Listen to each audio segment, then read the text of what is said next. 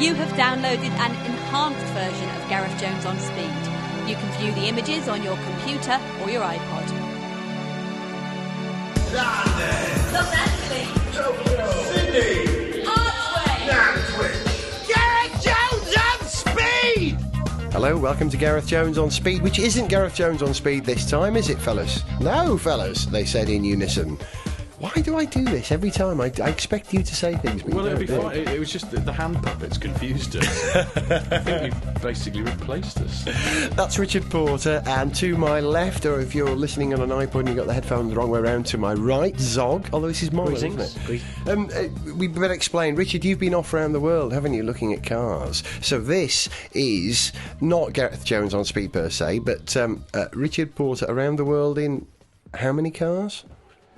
About 7.5, I think. I don't know. That's close enough. It was going to be 80, but I couldn't think of 80 cars. Tell us where you've been then. You started off by going to the untied States of America? The untied states? Yes, the untied States of America. They're not united, are they? Oh, right, I see what you mean. I went to... I'd just been on holiday, so... just be thankful that you're not being made to sit through my photos. I went to the US, I went to the west coast of the US, and then I went down to Australia, and then I went to Japan. Who get me with my fancy holiday? Well done. And as you're a sad motoring geek like Zog, I think we all are here. and me, and anyone perhaps listening to this show, I want to know in some detail about some of the interesting motor vehicles that you found in foreign markets. I can't imagine anything more pervy. Now, you had a rental car in America, didn't you? Yeah, it was a sort of rental car, but it was kind of a rental car that was rented in the sense of being borrowed off Ford. That's the free rental car. I like that kind of arrangement. Yeah, I was trying to avoid the word free, but yes, it was free. Someone at Ford did me a favour. So I had a Mustang GT coupe. Nice. With a stick shift as well. Wow, that's rare. I know. So what was the engine? It's the 4.6 litre V8. It's about 300 horsepower with a 5-speed stick on it. And nice motor there's there, an amazing Richard. number of Americans who they get in it and go, how are you getting on with the stick? Because it is the idea of driving a manual car is pretty unusual. It is, yeah. Particularly in Los Angeles. And which you can see why, because the traffic's pretty bad, and there were times when that Stang had a fairly heavy clutch on it and a heavy gear change, and actually it was a bit That of what, pain. Richard? Stang. Okay.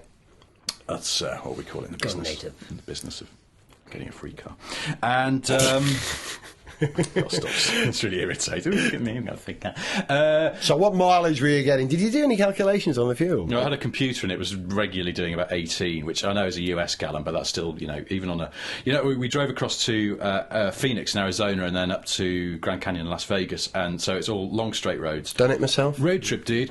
And, yeah, even on the open highway with the cruise on, it was doing 18 to the gallon. It just sucks down juice. This is the interesting thing about the Mustang. This is car one that I wanted to talk about, because technically that Mustang is quite crap. The engine is weak. It doesn't got a feel... lovely badge on the front. It has got a fabulous badge on the front, and it was like Americans really like model years, and the model year always sort of like the 2009 model year is going to come out next month. They seem to get further and further ahead of themselves. So this, I guess, was a 2008 Mustang in this sort of very deep red, with this new style of alloys they put on it, big 5-spoke alloys, not retro, quite modern alloys, but really suited the car. Big ones, like I think they were 18s or 19s maybe. Hang on. And towel for Mr. Jones. And the number of people who would just come up and be like, nice car, man, nice car. But they'd always be like, is it the 2008? Yeah, I think so. Does that make a difference? But it looked fantastic. And we stayed in quite a fancy hotel in Hollywood. Who get me again? When we came back to LA. Come on, we've all done it, darling.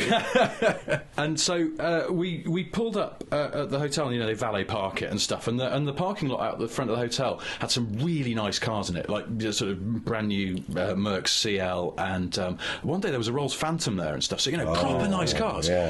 But the valet, and, well, two of the valets, they were like, whoa, awesome car, you know, they really loved the Mustang. They wanted to park that car. Yeah. Even when they saw it got stick shift, I was just thinking, oh, God, they're going to stuff it through a wall, because, you know, I guess they don't get a lot of stick cars coming through. Oh, but the Americans just love the Stang. It touches a part I was about to say that, the American psyche. It just makes all their nerves tingle. And it's one of the motoring icons. So here's the thing, it's not a very good car. The engine is weaker than it should be.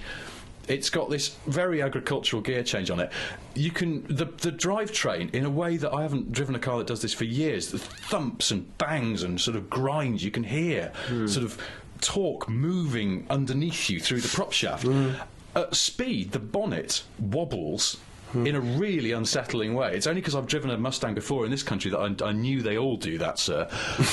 But the other thing is, it doesn't really handle, especially. It sort of goes round corners. And this one had this brilliant option package that had a limited slip diff on it.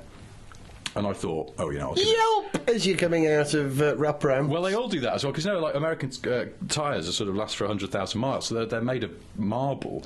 So even at sort of 2 miles an hour in a car park, it's like you're in a cop show from the 70s. It rains in California, everyone crashes. Yes, this happened. This happened. On the way back to LA, it sluiced it down. We stopped in this little town where it had the world's biggest thermometer. I love all that stuff. I'm not joking. And a shop. Admit it, you went out of your way to find that. Yeah, we did. We pulled off because we needed to. Well, we didn't really need to get some petrol, but we thought we'll go and see the biggest thermometer in the world. Bit of a disappointment. But they also had a shop called Alien Jerky, because it was on the edge of Nevada, so they're milking the whole Area 51 type thing. And then it started to rain as we headed off on the freeway and we got into LA, and it was absolutely sluicing it down. And I was looking at this Toyota SUV in my mirror, and it was really raining, proper wipers on regular speed. And this guy seemed to use his wipers about once every 5 minutes, as if he didn't know how the control worked, because he never owned that car when it had rained. And when we got into LA, and people were all over, the driving honestly goes to pot. It's unbelievable how it just, because I guess it's such a rare occurrence that I didn't actually see an accident. I just saw lots of near accidents and lots of people who were still sort of trying to work out where the headlight control was, because they don't normally drive in the dark. It was just... I've driven... It was like obvious there were going to be some accidents somewhere. It was a kind of relief to get off the road. It was that kind of feeling. I've driven a lot in the United States, especially in California, and ridden motorbikes. And there are two things I always say about driving in California. That first of all, driving in California is very easy. You slot into the system. You don't really need to think. You come to a junction where there's any doubt if it's no entry, it says, stop, wrong way, not this way, some other way, but not this one. Come on, Howard. We get the message. It's a very well-planned traffic system. And it's kind of like plugging into the conveyor belt with your coffee in your automatic car, and it gets you places. It's a mass transit system that moves very slowly and very steadily, but it does tend to move. And the other thing is, you're going to have an accident because of this relaxed I don't attitude. like the sound of this. Because everyone's on their cell phone as well. Yeah, they're on the phone, they're drinking their coffee, they don't have to think about the driving because the system is taking care of it. That's very America, and I mean that in a good way, please. But because of that, they devolve responsibility and slam into things. I've been involved in, I think, 3 accidents in America, of which none were my fault, and I swear it's occasionally my fault, but it does happen. But it's a great joy if you've got something like a Mustang. And I just want to come back to something you said there about America wants to like the Mustang. America believes in the Mustang. It's Americana in a time when America needs Americana. It needs to believe in itself because of its world position. And Ford have taken an awful lot of stick for doing retro cars at the moment. You know, the Ford GT. Well, you know, at the Detroit show they announced the new, the new F-150 pickup. Best-selling car in the world. So, crucial they get it right. It just looks like an update of the old one, but in one way it's spectacularly retro because it still has a leaf spring rear axle. There you go. So, you know, that's fine with America. You know, America likes... We think, what are you doing, Ford? But no, it was a smart move at a smart time. Yeah. I'm very passionate about the Mustang. I've driven Mustangs in America as well, and chosen one because that's what the astronauts used to drive in Florida. So when I was making a film about astronauts in Florida, I needed a Mustang. You know, and I think that's Americana.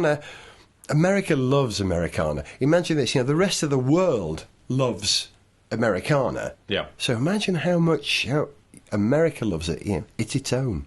That's my last thought on America. I want to talk about your next part of the trip. Anything more you want to mention about America? Yeah, America. Well, 2 things. First of all, I was going to say the Mustang was technically rubbish, and yet somehow I loved it. And I think that's the other thing about it, that like an old cowboy movie or something like that, technically it might not be very good, but it is so drenched in charisma that somehow it's impossible not to like it, and I think that's, you know, that Chevy Camaro's coming next year. Yeah. Which is an interesting car. Two reasons. First of all, while I was in the States, Bob Lutz, the product boss of GM, who's like 120 or something, and he issued a decree that from now on the Camaro was going to be I think tested. it's called a Bill of Rights, I think they call it, yeah. But he said the Camaro is going to be tested with no camouflage on anymore because they're just sick of people trying to take photos of it, and it's ridiculous. So that's it. And they actually took some photos of a prototype with no disguise on it at their test track and issued them to the press to go, look, there you are, guys, now get lost, stop bugging our test tracks. Here's the interesting thing. Some of the Camaro testing is being done in Australia because it's on the Holden Commodore platform, which is GM's global rear-wheel drive chassis for the future, but was designed by Holden in Melbourne. So some of the development is being done down there. Prototypes have been spotted in the Australian desert. Now, this leads to an interesting thing. That means they could make that car in right-hand drive, which means it could come here, unlike the Mustang. The biggest expense would be tooling up in right-hand drive dashboard. Would there be a market for that big car? Well, I don't know, but this is the thing, see, like you're saying about we're in love with Americana. But what I think is interesting is that when those guys are developing that Camaro in Australia, in America, whatever, what they've got to do if they want to beat the Mustang is not just give it retro styling and make it drive well. They've got to actually somehow give it that big-hearted charisma that the Mustang has got. Yeah. Probably the hardest thing to synthesise in the world. Well, it's a very tricky thing to synthesise. Yeah, it's an intangible thing, something very hard to define. I suspect the biggest danger for them doing the Camaro is they might accidentally make it too good. If the Mustang was really good, I don't think it would be as lovable. If that makes sense. The only way that Chevy could give the Camaro the same cachet as Ford have given the Mustang is if Chevrolet, along with trying to design electric cars which will go 1,000 miles at 100 mile per hour, managed to come up with a time machine and went back in time and got Paul Newman or Steve McQueen to drive one of their cars in the 60s, because that's what the Mustang actually, Ford managed that with a Puma and that advert, didn't they? So just a bit of digital television. And my final irony to wrap up your talk about America there, that America loves Americana, they love the Camaro, they can't wait to have it. Who's going to tell them it's actually an Australian car? Not me.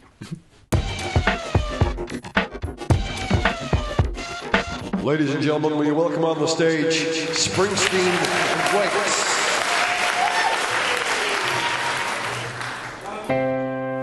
There's a boulevard of broken windshields, littered with stars and stripes, names like Sweet Andretti Jr.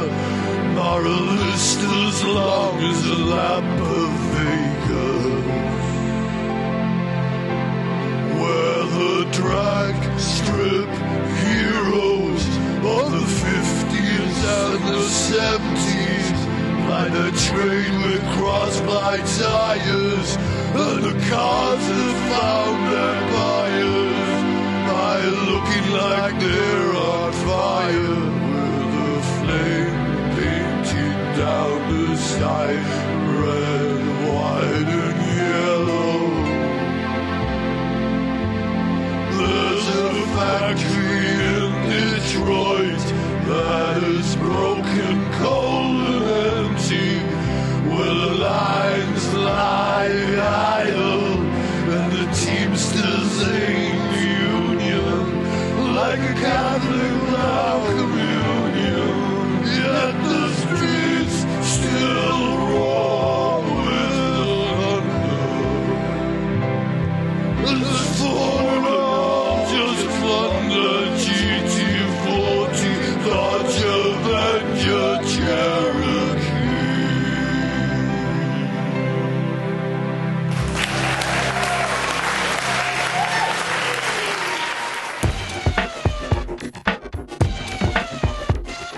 This is Gareth Jones on Richard Porter on 80 Cars in 8 Days Speed, or whatever. What's it called? Not that.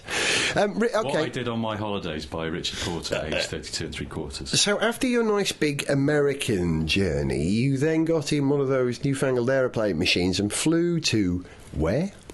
To a little part of the Commonwealth called Australia. I've heard of this place. Yeah, Australia. Yeah, it was made famous by the Manic Street Preachers, I believe. Yes, and Paul Hogan. Yeah, that was it. You know how that was? Clint Eastwood. Now, hang on. For crocodiles and elephants there. I don't know a great deal about Australian cars. I have been to Australia. I spent 7 days there a couple of years ago. That's about it. Yeah. I did fancy a Lonsdale estate a long time ago for me dad, which was an Australian-built Mitsubishi. Yeah. But cars in Australia, they're big and in some ways as crude, if not cruder, than a lot of American cars. And I don't mean crude, I mean intermediate technology. No. They've got huge suspension travel, haven't Here's they? the Big thing. wheels. Yes. Quite a few people make cars in Australia. Toyota make the Camry over there, and it's redesigned for Australia, so it's a bit tougher because the roads in the outback are a lot more demanding than, say, the roads in downtown Osaka. And Mitsubishi have a factory there. They make a car called the Magna. My brother has one of the old generation ones. He lives in Sydney at the moment, which is a big sort of... it's like San Francisco. What, Sydney? I thought you meant the car. No, Sydney. Where are you going with that? Sydney's like driving in San Francisco. That was very similar. In what way? It's pretty hilly. The traffic system is fairly well organised. Yeah, it is very well organised. Yeah. I like Sydney a lot. I think it's a fantastic city. But the big Australian car fight is between the Ford Falcon and the Holden Commodore and their relative derivatives. Now, the Falcon is pretty old school now, as I understand it, because that basic chassis has been going along for a while. There's a new one coming out this year, which has been codenamed Orion, but it is just a reshell of the existing car. Holden fans are laughing up their sleeves about this because the Commodore was replaced, when did that come out? 2 years ago? Or years back. And that was a brand new car. And it was the first time the Holden Commodore had been designed from scratch in Australia by Australians, and it's a source of great pride. And what's funny is the rest of the Holden range is basically just rebadged Vauxhall Astras and Vectras, and they've got some of the sort of Daewoo Chevy type stuff from Korea with the Holden badge slapped on it.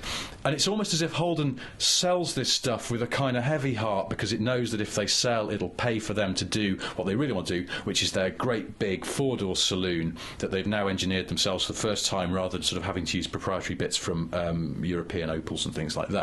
And it is a fantastic looking car. We have it here as the VXRA, reversed as a Vauxhall. But that is the tip of a fabulous rear-wheel drive, big, bargy saloon iceberg, because over there, that is the sort of sports tunes tuned by HSBC. International Banking and Motor Racing Corporation. HSBC Holden special vehicles with Tom Walkinshaw. I was about to say that. But the regular, the bog standard Commodore, which you see around all the time, is a very handsome car. And then you've got, on top of that, you've got the sort of I think it's called the SS, is the sort of tuned version, which looks terrific as well. And then they've got these bigger luxury versions of it called the Statesman, the Calais and the Caprice. And particularly the big one, I think it's the Caprice, long wheelbase one.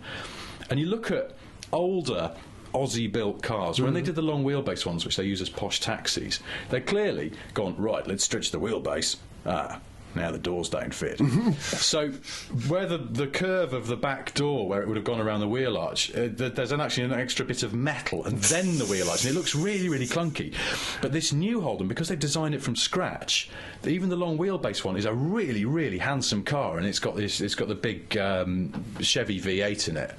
And it is just, I just looked at it and went, that's the same engine that's in the Corvette, isn't it? Yeah, same family, small block Chevy. It's and it's it's a pretty nice engine in a kind of lazy old school way. But then we love V8s like that. So it's a great looking family of cars, and I can see why Aussies are really, really proud of that, because GM gave them money to do it, and then they're going to use the rear drive chassis to do, as we were talking before, the Chevy Camaro in the States and God knows what else. But it's a fantastic looking car, and I wish I'd had a go in one, but I didn't. I rented a Toyota Camry, which was very quiet. Yeah, they are. We had one when I was in Australia, unnervingly quiet. Are we moving? It's hard to tell. Is it started? Yeah, are we going? That's a good thing. Things like VWs are pretty expensive in Australia, because, they've got to travel quite a long way to get there. But they're sold on their Germanicness. And my brother was telling me that the Fiesta is sold on exactly the same tip. This is a European Ford from Germany, so they're trying to sell it that way. I think I saw 2 in the whole time I was there, so I don't think it's done so well. They even sell the KA there, and I think I saw one of those. It's probably Bit a small. South American one, though, rather than the one no, that's the in Euro Brazil, one, because it had the Brazilian one now's got a different back end. It has, and that's right, stuff. No, these were Eurocat. They bring in all this stuff from Europe because they have to. You see the odd American Ford, you'll see a Mustang there. Yeah, occasionally. It's technically illegal to have a left-hand drive car in Australia, and when the car companies ship stuff over there to go and test it in the Northern Territory, it's great. You can drive across the desert quite quickly. If it's left-hand drive, they have to stick left-hand drive in big letters across the back. Another interesting thing, some Australian law about where the speedometer has to be in the car means that the new Mini, when it's sold over there, the big speedo in the centre of the dash, is illegal. It's outside of the line of sight by Australian laws. So that becomes the rev counter. So Australian Minis have this huge comedy rev counter in the dashboard and a tiny little speedo on top of the wheel. It's really funny. Yeah, mate, want an Australian Mini. Yeah, Mini with a big rev counter, mate. It's... So if you buy a Mini in the UK and it's got a massive rev counter, you know that someone's brought it in from Australia for some unfathomable reason. But yeah, you see a few of those around, which, considering they've got a hell of a long trip to go from Oxford to Australia, it's a long boat ride. Didn't see any Mini Mokes out there. I saw one. Did you? I saw one in downtown Sydney, yeah. It was they live out in the Commonwealth now. Yeah, they're basically. Yeah, I mean that. You know, get a Barbados or get yourself a Mini Moke. Oh, it's a Mini Moke. There's something very warms your heart. When you didn't see any. Cars. You didn't see any Austin Rovers of the 1970s beetling around. You see the odd Morris Oxford or the. Do you remember the Austin America? Do you remember that? Yeah. You see those sort of things out there too. I didn't. I saw quite a few Rover 75s. Yeah? Oh, wow. Which is interesting. Yeah. In fact, including one that looked really cool, parked at the curb in Sydney, black, really shiny, in the late afternoon sunshine, looking brilliant, parked outside the Church of Scientology in Sydney, which was, I don't know.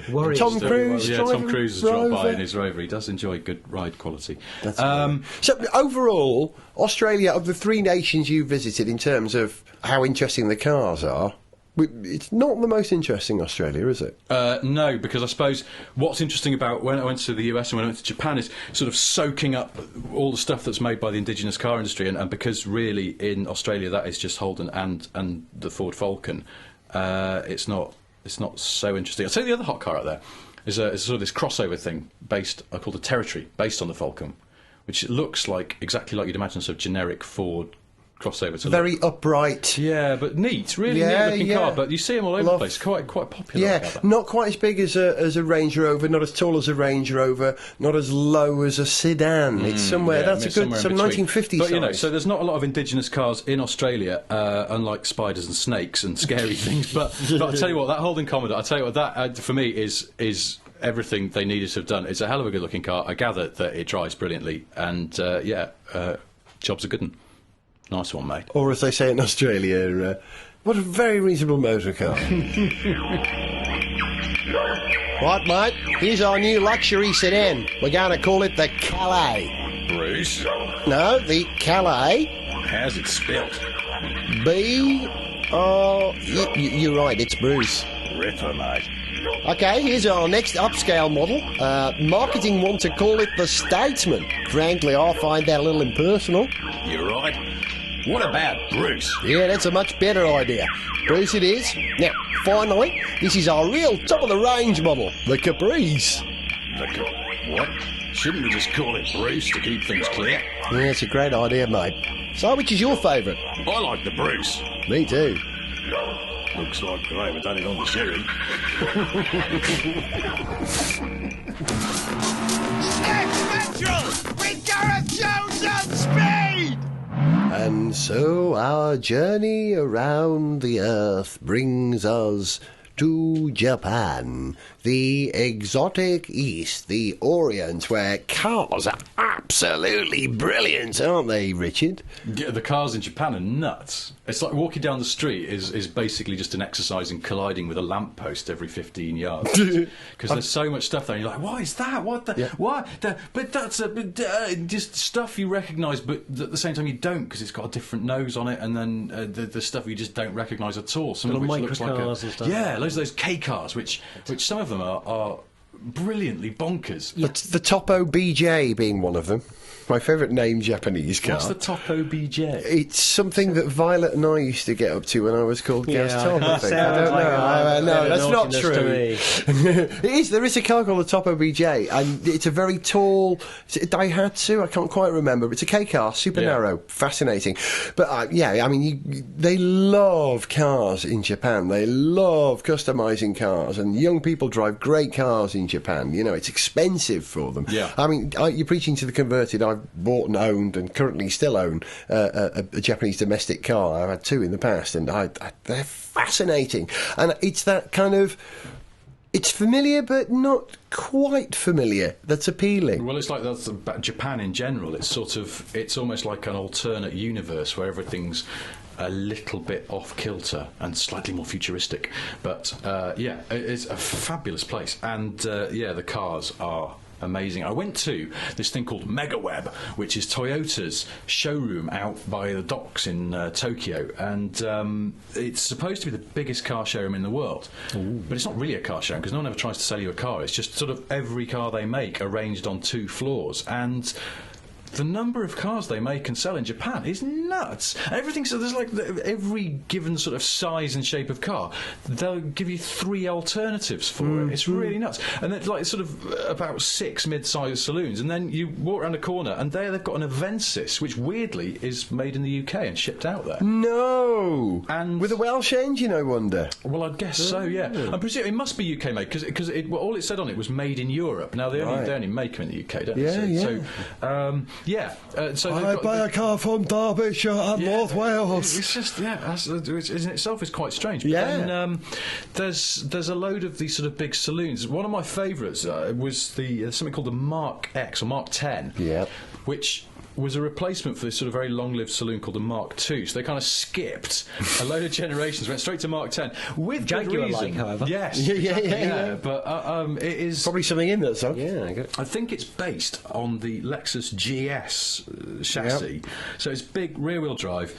V6 in the front, and it's just a really, really handsome car. Look it up on the internet, Toyota Mark X. It's got a really, really good interior, and if you're going to be super geeky about it, the most astonishingly good door fits. Honestly, you just tap the door and it goes boom, home, and shuts. It's just fabulous attention to detail in it. Really good. The only thing I didn't like is that I have this kind of OCD where I really don't like my girlfriend, when we're in the car together, using the air conditioning and stereo controls, because it just throws my world out of kilter. If you're driving, help me, I'm not it's alone your on this, responsibility. Yeah, exactly. I am the pilot. Yeah, exactly. I harbour that rule. I'm sorry. Hands off the music, though. Unfortunately, get the music sorted first, but that is absolutely right. But don't stop fiddling. No, why have you turned it off auto? It was doing itself. I hate the climate control. Stop fiddling with it. The Mark X in the top model has, for some reason, the audio controls are on the passenger door. And the main audio system, which has got this brilliant sort of stainless steel frontage on it, but then is hidden behind this flap. So you can close the flap, and then it's up to the passenger to sort of fiddle with it. I was like, we got in it, and my girlfriend went, I like this car. Well, I don't. Qantas never crash. Qantas. Like a Rayman. I can't stand people fiddling with the controls when I'm driving. I'm the same. Exactly the same, Richard. I think a lot of us are. It's control freak, really. I've driven in Japan. It's a bit tricky. I drove the cappuccino I bought when I was in Japan. I drove it between Osaka and Kobe. It's a bit tricky. I mean, after a while, you can recognise the characters. A lot of stuff is written in English as well, I suppose. But there's that sense of, my God, it's really alien. It's about as close as you're going to get to an alien culture. Japanese, if you can't read, was it Kenji they call it? I don't know, the simplified form. And you're kind of reliant on people translating for you in every way.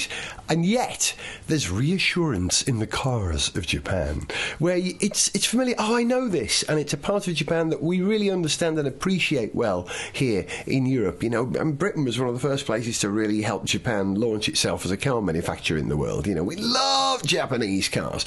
We import Japanese cars over here, strange oddities.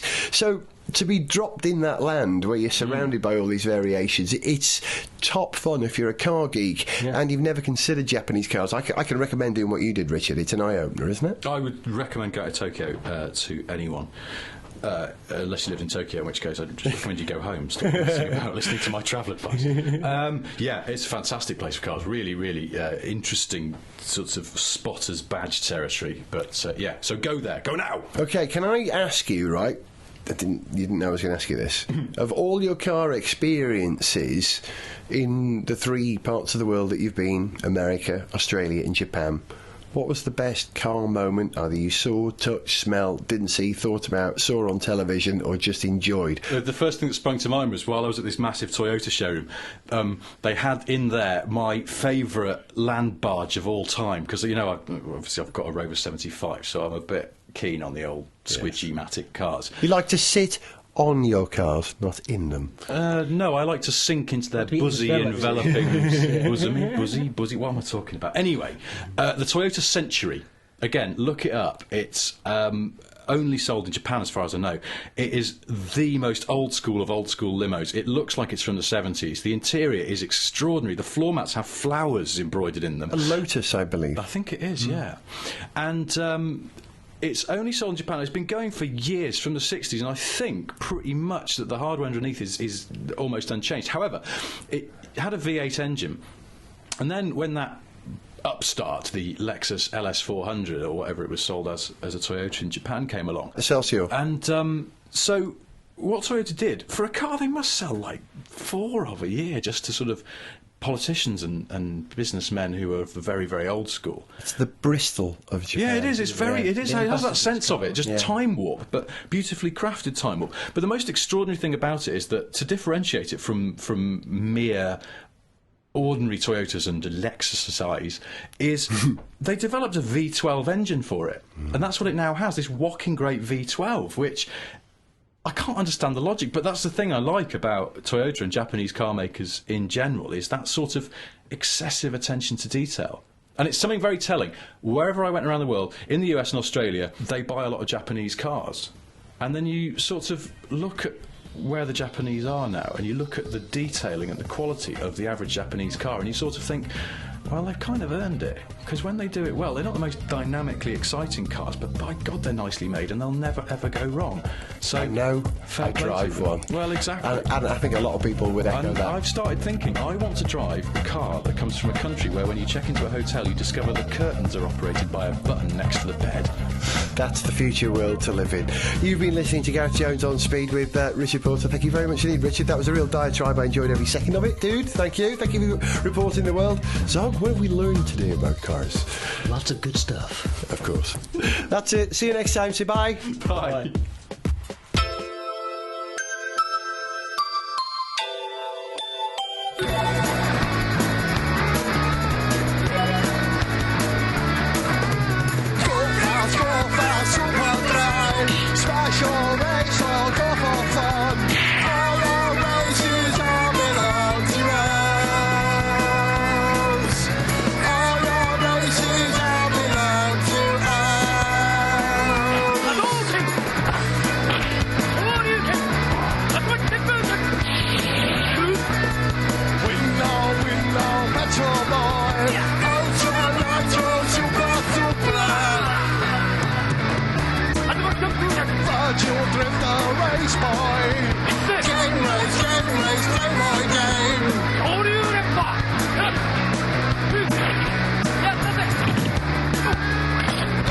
Skyline Mega Drive, always stole for NSX. Listen much, disco pop. See me drive you high fast go, Mitsubishi GTO.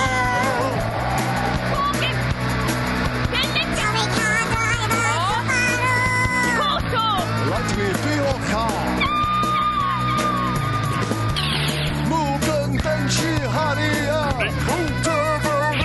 Turbo race, turbo drive, turbo ride. Arrive. Life's rocky drift boy, go. Gran Turismo race car show. Gran Turismo, go. Gran Turismo, Tomo arigato, konnichiwa.